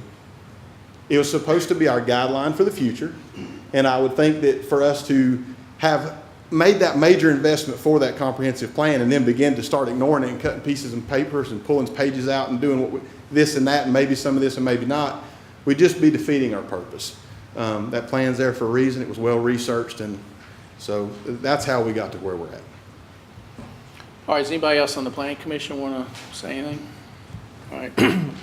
Well, if I can, and I don't know, I'm going to ask the city attorney. Go ahead. We're going to open up for council comments. Are we open? Yep. Okay, because I don't All see right, council and the planning comments. commission needs to close the public hearing. Yeah, we need to be done. Is anybody else? Okay, one moment before you do. I'm on the planning commission, Oh, that's right. and the planning commission is open right now. Can I shed light on the clarity of the house that I own and the distance from it to the line so that everybody that heard that derogatory comment can have visual clarity as to where my property Mr. is? Campbell, I'm going to ask you to be walked out of this chamber. One more comment out of you. When you're in these chambers, it's professional. I want to make sure everybody understands that. That's a hard line with me. You had your time at the podium. Everybody else has their time to speak. Go ahead. All right. Gene, could you go back to the previous slide before this? No, go one more. Let's see if it's that direct. Okay, go that way. No, right there. No, go one more. Okay. Couldn't go back. All right, but anyway, I can show you where it's at right here. I'm a local investor, and everybody knows that knows me. The line that we're talking about in the subdivision line is right here. I own a house in this block of Georgia Street, probably right here would be really, really close, okay? Now, from my house that I own that's a rental property to this line over here that's zoned R1 is over 2,000 feet. Now, with that being said, if I can't make a motion or vote on city-owned property to be subdivided and rezoned because I own a house in the vicinity somewhere, that is a problem, because I'm going to let you know. I own houses all over this city. I own businesses all over this city. So if 2,000 feet from a property line disqualifies me from having any input and a vote on a property line that's still staying zoned R1, if you do a pin drop from my house that's rental property to the line in question for rezoning, it's even twice this far. It's way over the ridge. But I need everybody to know that I do own that house in the vicinity over the hill, but it is thousands of feet away. I will prosper. I have nothing in this. I don't even personally know the gentleman. And by all rights, I really did not have to disclose that I even own the property. And I just wanted to bring that clarity to that. Planning commission now ready to close your hearing. I declare the public hearing portion of these planning commission portion of the public hearing now closed. Thank you. Okay, any other comment from council before we close the council? Okay, we'll close the hearing, the public hearing on this property. Yeah, let's take a 5-minute recess for restroom. All right, I reconvene the council meeting. So now we're moving on to item 3, consider a public hearing on CDBG, Consolidated Annual Performance and Evaluation Report, CAPER. So I hereby open the meeting. Staff comment. Mr. Mayor, members of council, this is the resolution. This is the report for the CAPER that's due for CDBG funding. You all had all the data in your packets. Hopefully, you've had a chance to go over that. And this is giving the citizens time to make any public comments that we can include in the CAPER when we submit it to HUD. Okay, anything else from city manager at all? Okay. All right, no one has signed up for this item for public comment, so I hereby close the hearing. Next item, item 4, I was informed we're going to table item 4, so I need a motion. I move to table item 4. Second. Have a motion from Mr. Wingard, second Mr. Hartley to table item 4. Please call the roll. Hartley. Yes. Yes. Wingard. Yes. Mumpower. Yes. All right, item 5, receive annual report from the Planning Commission, staff report. Mayor and council members, this is a annual requirement by state code that the Planning Commission provide the local governing body with an annual report. That's in your packet. The Planning Commission has reviewed over it and approved it to send to you. Basically, it just summarizes their activity in the last fiscal year, 2017 to 2018. And there were 11 meetings. I think there was only one that in December was not held, so they met regularly during that period. There were 17 action items and 12 items for information or discussion. A lot of that was working on our zoning ordinance with revisions and review of that. And we're making some progress on that project. We had 2 joint public hearings during that time period. Also included in the, as an addendum to the annual report is an annual review of the comprehensive plan, which was something that the City Council as well as the Planning Commission asked that be done when it was adopted in March 2017. So the Commission has looked over the implementation action agenda items, and there's a summary of that review attached to the annual report. No changes are being recommended. The plan is relatively still new, and but we did go through a process of evaluating some of the progress toward the action items that were most highly ranked in that plan. So that's for you all's information, and that's all that is for tonight. Any council discussion or comments? All right, next item 6, review annual report from the Industrial Development Authority, staff report. Mr. Mayor, members of council, similar to what Sally just said, this is the IDA's annual report that was approved through the IDA. Basically, we had 11 meetings held in fiscal year 2017-2018. We considered 7 agenda items. One other thing that I would like to mention was the IDA, along with several city council members, attended business retention tours, which we think we're now going to call business appreciation tours in the next fiscal year. We toured the Bristol Hotel, 64 Commonwealth, Associated Asphalt, Settlers Life, Ferguson Supply, the Bristol Hotel, Cinemark, Atlas Honda, the Cameo, Planners and Designers, and Virginia Premier. And the rest of the information, that any agenda items or action items was listed in your packet. If you have any questions, we'd be glad to answer them. Okay, any council discussion? The only thing I'd say is, I mean, of course, everybody realizes economic development's a key thing for the city, and it's sometime in the near future, I know we're looking to fill that staff position with an economic development person, but I think it'd be good to have a joint meeting of the IDA and the city council to talk about some things, and particularly I noticed in both planning, in the comprehensive plan, it mentioned strategic, economic development goals. The IDA mentioned that. We've talked about that.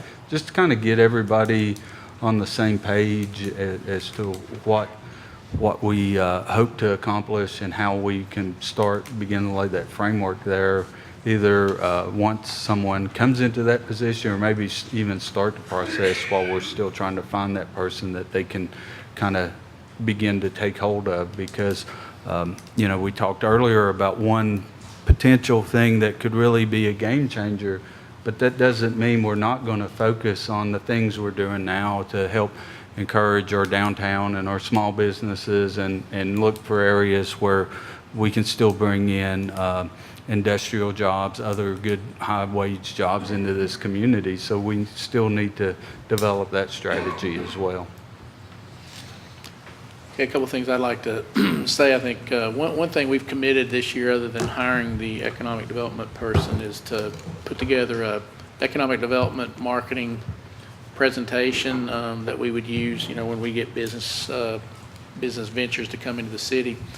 And so I wanted to ask Randy if he feels like we could commit maybe to maybe in October, sometime soon, a review of the first draft so everybody in the public can see it. We can kind of see what changes we want to make to it, and so we kind of get something settled before Thanksgiving and have something really good in place. I think it's highly feasible. Mr. Poe and I met today in regards to it. There's just a few small changes I think he has to make to, we've gone either through 1 or 2 drafts already, and maybe more. He's telling me more. So we've gone through this several times, and I think we'll be ready to put a final product before council and the IDA in the very near future. Okay. And we are having trouble. I'll just say it out loud. I think we've advertised a couple times for the economic development person.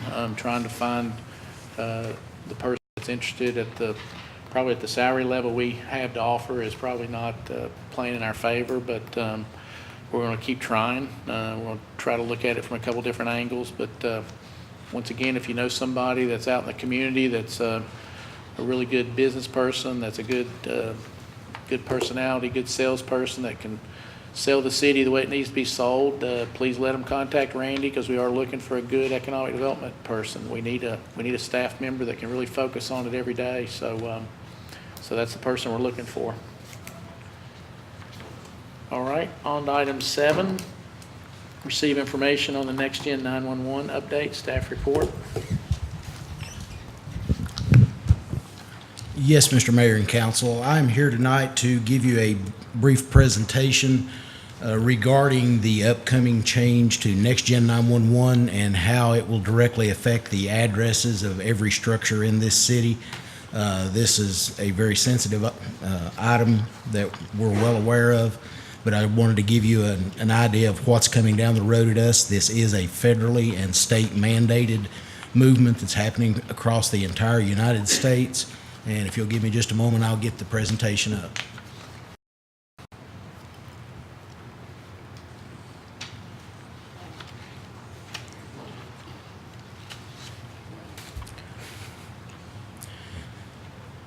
As you can tell, 911 basically deals with our 3 primary emergency services: police, fire, and rescue. The thing that a lot of times gets overlooked is the fact that all 3 of these divisions, or the 2 departments of the city as well as the life-saving crew, they all depend solely on one single PSAP, which is a public safety answering point. That acronym you're going to hear more and more of in the very near future. But with that being said, on what is NextGen 911, 911 as we currently know it, the equipment is completely analog. It is becoming archaic. That equipment will no longer remain existing as of the 3rd quarter of 2022. So not to really be a scare factor, but 911 as we know it will be turned off in the 3rd quarter of the year 2022. We have to be prepping for that now.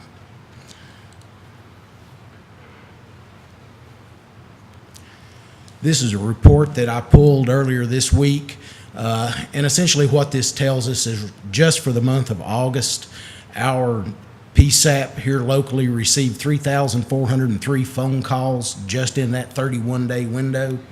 And of that, of course, PD was 2,859 calls, fire department, which was 286 calls, and of course, the Bristol Life Saving Crew was 254 of those calls.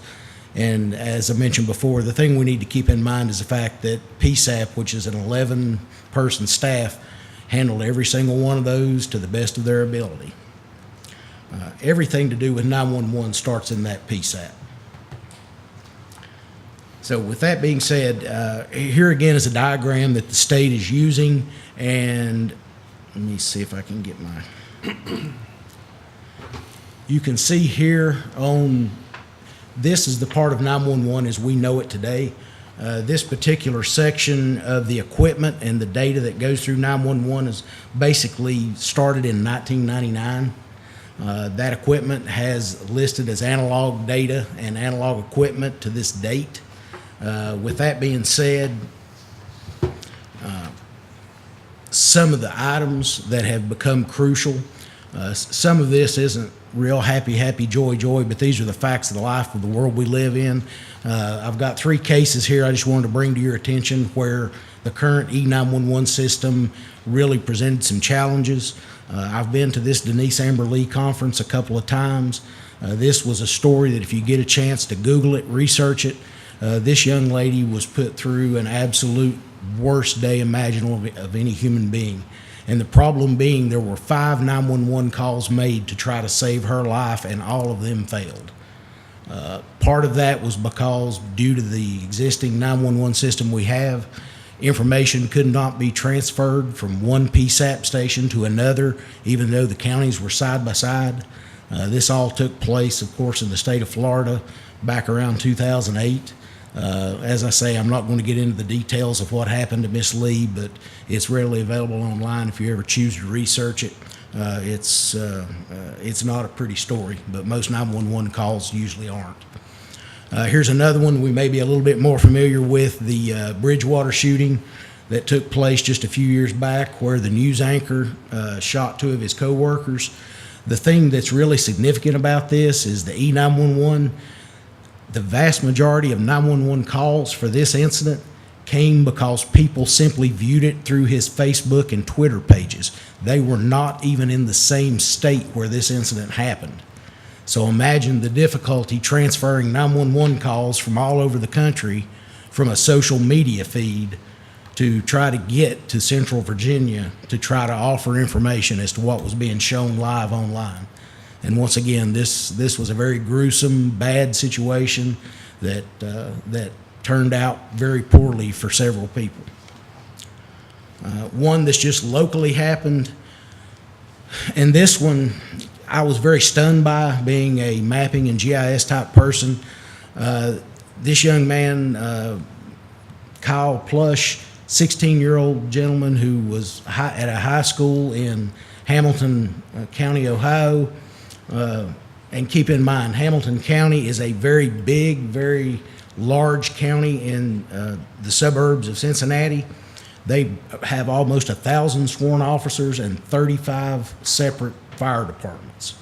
So you can imagine the 911 ability of that area was strong, to say the least. But with that being said, you can see this is the general outlook of that area. The small star is the parking lot where this gentleman was trapped in his own car. You can see that wouldn't be a real hard vehicle to find. Unfortunately, the 16-year-old passed away trapped in the back seat of a vehicle. And the thing that's really unusual about it is that he was able to voice dial 911 twice. The bad thing about it was he could not hear what the 911 operator was asking him because the phone was in the front of the car. Now, once again, this is one of the severe limitations with 911 as we know it today. Not saying 911 would have changed the outcome of any of this, but the fact that 911, as it's being revised now, gives us a better chance at finding people when they're in need.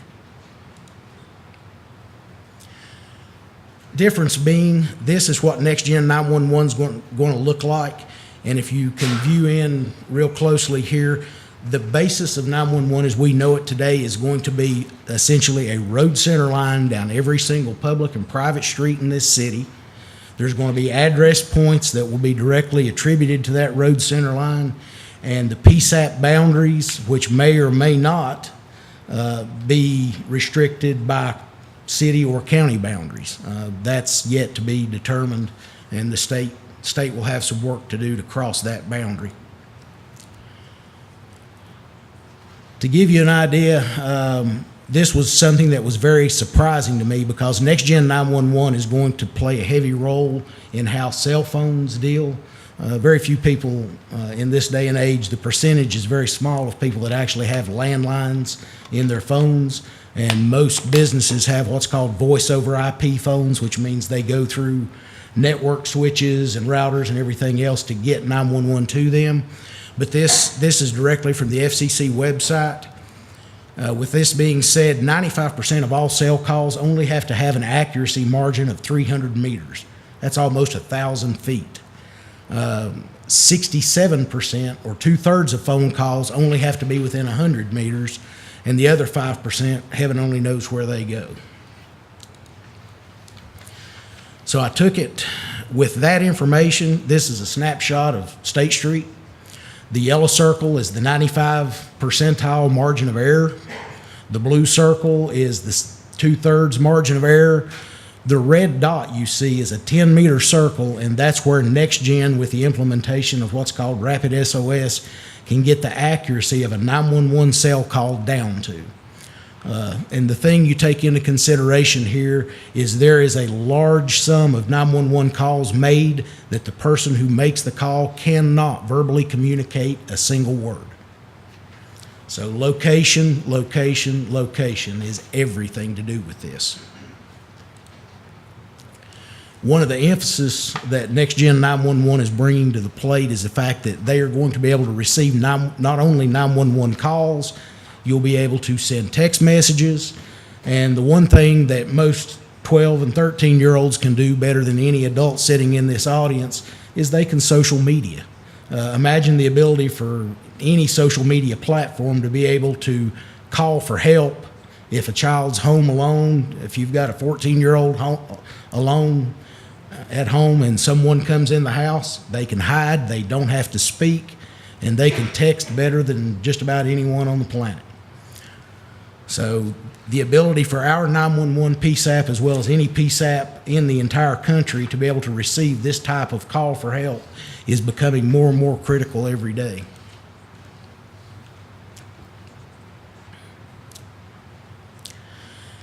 Here's the big pink elephant in the room. Is my address going to change? Every structure inside the city of Bristol, Virginia is going to be evaluated for compliance to this NextGen 911 service that's coming. The thing that we look at is the road center lines, address points.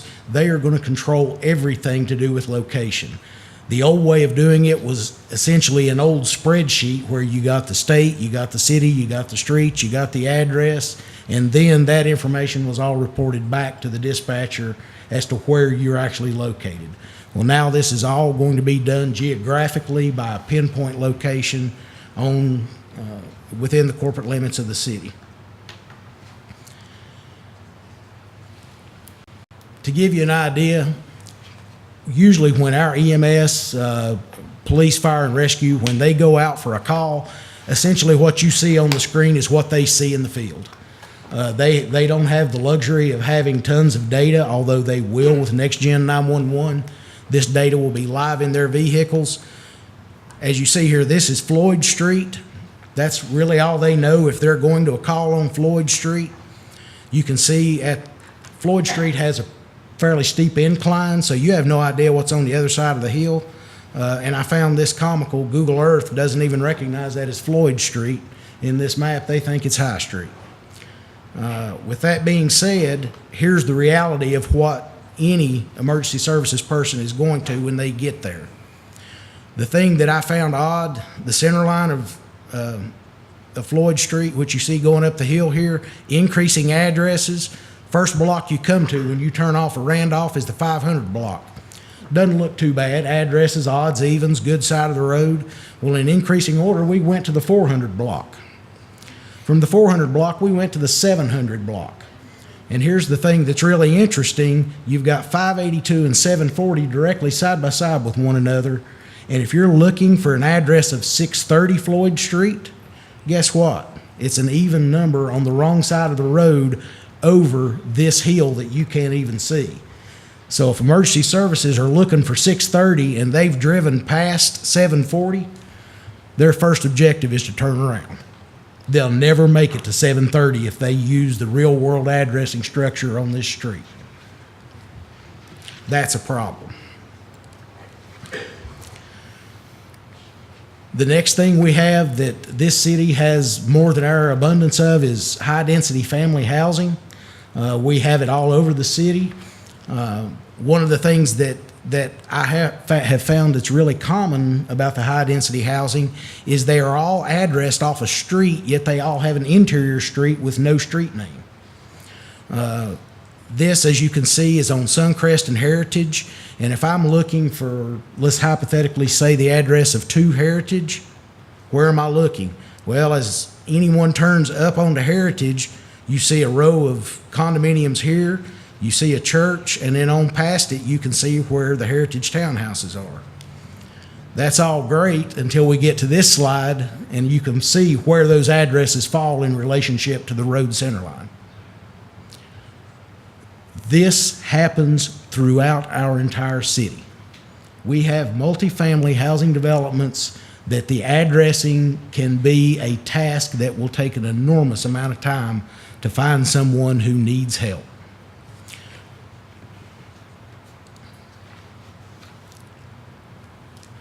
The last slide, this is kind of the what I call the masterpiece of bad addressing. We're right here at the intersection of Lee Highway, Euclid Avenue, and Sutherland Street. All of this looks fairly self-explanatory. We all drive by this intersection every day of the week, and we don't give it a second's thought. But the minute we dial 911, here's what you're looking at. You've got 96 units at Lee Garden Apartments that every single one have the exact same address. That's a scary thought if somebody's inside having a stroke or a heart attack by themselves. How long do you have to find that one individual? Some other oddities about this scenario is you see Arlington Avenue that runs directly in front of over half these units. The thing that's odd about Arlington Avenue, if you look here at the cursor and you notice the apartments that are addressed off of Arlington, that's the 100 block. Well, here are where the 200 blocks run to. The odd thing about that is from this break point right here, Arlington, it goes in increasing values this way, but it also goes in increasing values this way. Right here's the 400 block of Arlington. Some of the other stuff about this area that really jumped out at me when I started looking at it, I can't zoom in here, but if you look at these 2 structures, right here's 66 Euclid Avenue, here's 268 Euclid Avenue. There is no 100 block of Euclid Avenue at all. That once again creates a problem that from a NextGen 911 standpoint has to be resolved. One of the other oddities, St. Anne's Church, I've been to that church a few times, think the world of it. 350 Euclid Avenue. In increasing values on Euclid Avenue, guess where 312 is? This happens throughout the entire length of Euclid Avenue. We have block ranges that change in the middle of blocks. We have addressing points that are nowhere near the block range or the road center line that they should be addressed off of. These are just 3 of the scenarios that I've found in the city that really have a lot of items that are going to have to be looked at and addressed very seriously from a human safety standpoint.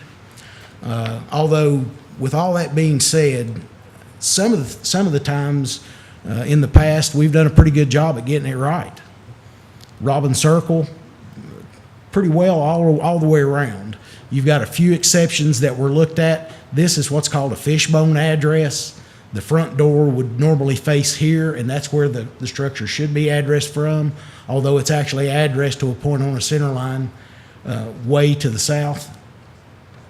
Things like this are items that we look at every day to make sure that we do the best we can to provide the best service and the fastest response time to get to these structures in the event that they need help. But with that being said, as I say, before the end of third quarter of 2020, every single structure in this city will have to be evaluated, and some hard decisions are going to have to be made about the possibility of readdressing to bring these structures into compliance for nothing more than a simple matter of human safety. All right, thank you. Any questions? Any other discussion? You said Mr. Miller, about 2020? Yes, sir. NextGen 911 is actually going to be implemented in the 4th district, which is our area. It'll be implemented in the 3rd quarter of 2021. So we have to notify every homeowner that we'll be having an address change by the 3rd quarter of 2020. And while, as you pointed out, this is a federal mandate, and of course, I'm sure localities all across the Commonwealth are working on this as well. How do you think we compare to others? I mean, are we a little bit more ahead of the game in preparing for this? I can tell you that I'm about halfway through the city at this point, and it's not, I'm running at what I call a 33% failure rate, but that doesn't mean that 33% of the structures in the city have bad addresses, but I'm taking it road segment by road segment, and 33% of this road segments that I've found have at least one bad address on it that will have to be changed. Is one of those addresses 526 Euclid? Will you have to change that one?